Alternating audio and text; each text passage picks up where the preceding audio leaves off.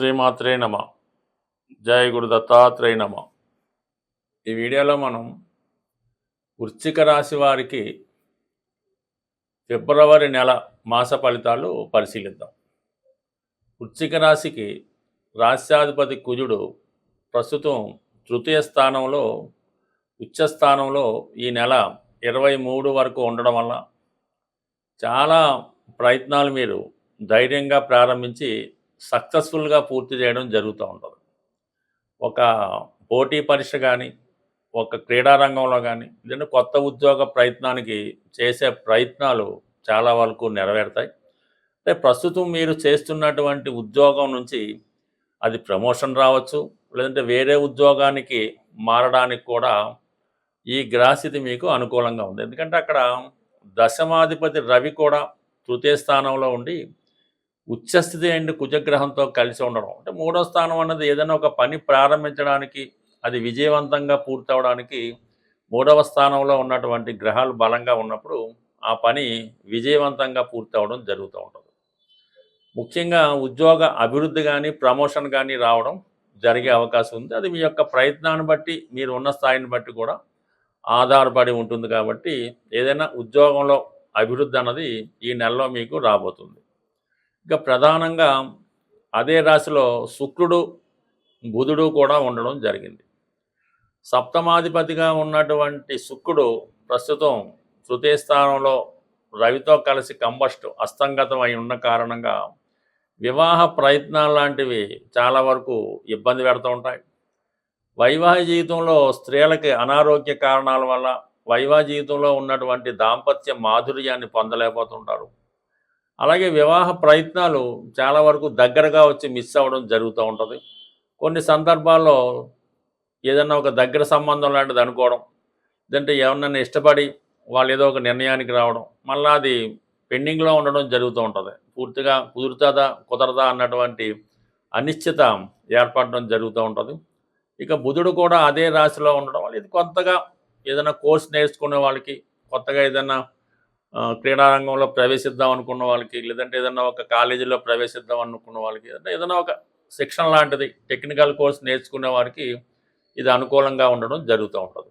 అయితే ఏంటంటే ఇదే నెల 3వ తారీఖున బుధుడు చతుర్థ స్థానంలోకి మారబోతున్నాడు. అంటే ఇక్కడ బుధుడు ఈ రాశి వారికి అష్టమ లాభాధిపతిగా చతుర్థ స్థానంలోకి రావడం వల్ల ఇల్లు మారాలనే మీ ప్రయత్నం చాలా వరకు నెరవేరుతుంది. విద్యార్థులు హాస్టల్లో ఉండి చదువుకోవడం కానీ, లేదంటే మీరు వేరే చోట ఉన్న ఊరి నుంచి వేరే చోట మారి అక్కడ ఏదైనా ఇల్లు తీసుకొని అక్కడ మీ ఉద్యోగం నిర్వహించడం కానీ, ఏదైనా ప్లేస్ అన్నది మారడం జరుగుతూ ఉంటుంది. చాలా కాలంగా ఏదైనా ఒక వస్తువు కానీ, ఒక వాహనం కానీ, ఒక ఇల్లు కానీ అమ్మాలనుకునే మీ ప్రయత్నం కూడా చాలా వరకు నెరవేరుతుంది. అది మనం అనుకున్న దానికన్నా ఎక్కువ ధర వచ్చి మీరు మీ స్థిరాస్తిని అమ్మే ప్రయత్నం చాలా వరకు నెరవేరుతూ ఉంటుంది. ఇదే సమయంలో మళ్ళీ మీరు వేరొక చోట స్థిరాస్తి కొనడానికి కూడా ఈ నెల చివరిలో కారణం అవడం జరుగుతూ ఉంటుంది. ఇక ప్రధానంగా శుక్రుడు కూడా ఈ నెల 5వ తారీఖున చతుర్థ స్థానంలోకి ప్రవేశించడం వల్ల వాహన సౌఖ్యం కలుగుతుంది, స్త్రీలాభం కలుగుతుంది. గృహంలో బంధువులంతా విజిట్ చేస్తూ ఉంటారు. ఏదో ఒక శుభకార్యం నిమిత్తం బంధువులంతా ఒక చోట కలుసుకొని ఒక నిర్ణయానికి రావడం జరుగుతుంటుంది. ప్రధానంగా మీరు వ్యక్తిగతంగా మీకు కానీ, మీ కుటుంబంలో ఒకరికి కానీ వివాహానికి ఎవరు సిద్ధంగా ఉంటే వారికి చేసే వివాహ ప్రయత్నాల్లో కొన్ని సంప్రదింపులు జరిగిన తర్వాత వివాహ విషయంలో ఫైనల్ అవ్వడానికి కూడా అవకాశం అది కంపల్సరీగా ఉండే అవకాశం ఉంది. బట్ ఏదైనా 2 సంబంధాలు ఒకేసారి రావడం వల్ల ఏదో ఒకటి కన్ఫర్మ్ చేసుకొని అది నిర్ణయించుకోవడం ఈ నెలలో జరిగే అవకాశం ఉన్నది. దాని తర్వాత రవి ఈ నెల 12వ తారీఖున చతుర్థ స్థానంలోకి మారడం, అలాగే కుజుడు కూడా నెలాఖరులో మారడం వల్ల ఏదైనా ఒక స్థిరాస్తి సంబంధించిన వ్యవహారంలో సెటిల్మెంట్లు పూర్తవుతాయి. ఏదైనా స్థిరాస్తి కొనాలనే మీ ఆలోచన కూడా తప్పకుండా నెరవేరుతూ ఉంటుంది. బట్ ఏదైనా ఆర్థిక విషయాల్లో చాలా వరకు ఇదివరకు ఉన్నటువంటి సమస్యలు సాల్వ్ అవుతాయి. అయితే వచ్చిన ధనాన్ని మీరు వేరే విధంగా కాకుండా స్థిరంగా ఒక దాని మీద పెట్టుబడి పెడితే మంచిది తప్ప ఏదో పేకాట, స్పెక్యులేషను, జోదం, షేర్ మార్కెట్, బెట్టింగ్లు అయితే మొత్తం పోగొట్టుకునే అవకాశం ఉంటుంది. బట్ ఏదైనా మీరు ఈ సమయంలో తీసుకునే నిర్ణయం పైనే మీ యొక్క ఉద్యోగ భవిష్యత్తు, అలాగే స్థిరాస్తికి సంబంధించినటువంటి ఫ్యూచరు ఆధారపడి ఉంటుంది. ఎటువంటి ప్రలోభాలకి లొంగకుండా మీరు ముఖ్యంగా స్థిరాస్తి కొనేటప్పుడు సరైనటువంటి డాక్యుమెంట్స్ ఉన్నాయా లేదా అని చూసుకొని అన్నీ పర్ఫెక్ట్గా ఉంటేనే తీసుకోవాలి తప్ప తొందరపడి తీసుకోవడం వల్ల ఈ లిటిగేషన్లో ఉన్నదో ఇబ్బందుల్లో ఉన్నదో వాస్తు సరిగ్గా లేని ఇల్లు కొనుక్కోవడం వల్ల జీవితాంతం దాంతో బాధపడవలసి ఉండొచ్చు. ఈ ఫిబ్రవరి నెల మనకి పౌర్ణమితో ప్రారంభమవుతుంది. అంటే 1వ తారీఖునే మాఘమాసం పౌర్ణమితో ప్రారంభమవుతుంది కాబట్టి ఎవరైతే రుణ సమస్యలు ఆర్థిక సమస్యలతో ఉన్నారో వారు ఈ సమస్యల నుంచి బయటపడడానికి ఈ రాబోయే 15 రోజులు చాలా కీలకంగా మారడం జరుగుతూ ఉంది.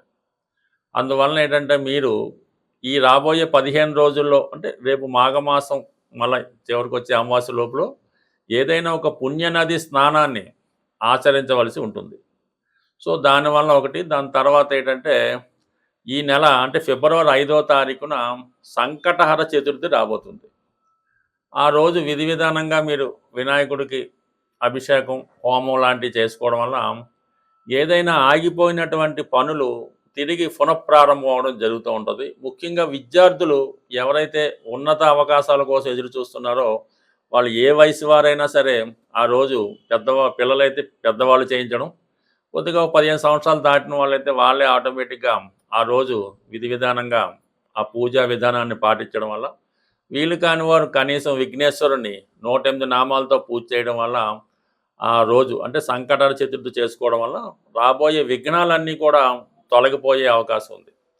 ఎస్పెషల్లీ ఈ 14వ తారీఖు 2వ నెలలో మరి వస్తున్నటువంటి శని త్రయోదశి, ఇది చాలా ఇంపార్టెంట్ అయినది, చాలా పవిత్రమైనది.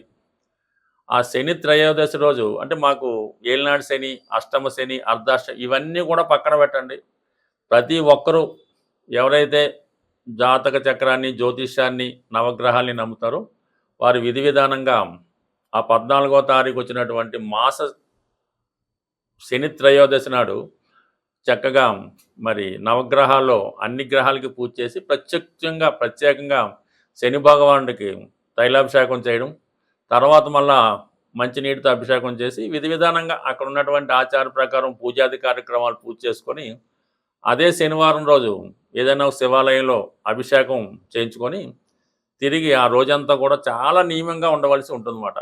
ఆయిల్తో చేసిన పదార్థాలు తినకూడదు. ఆ రోజు ఒక్కరోజు భూసైన కింద పడుకోవాల్సి ఉంటుంది.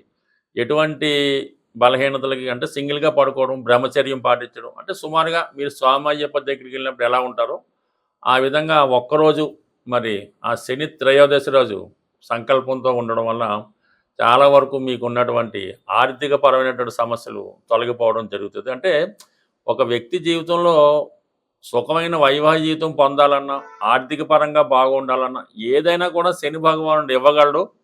దాన్ని మిమ్మల్ని మార్చగలిగే శక్తి ఉంటుంది కాబట్టి ముందుగా మీరు ఈ సంకల్పంతో శని త్రయోదశి చేయడం. ఇక అలాగే మనకి 15వ తారీఖున వచ్చినటువంటి మహాశివరాత్రి.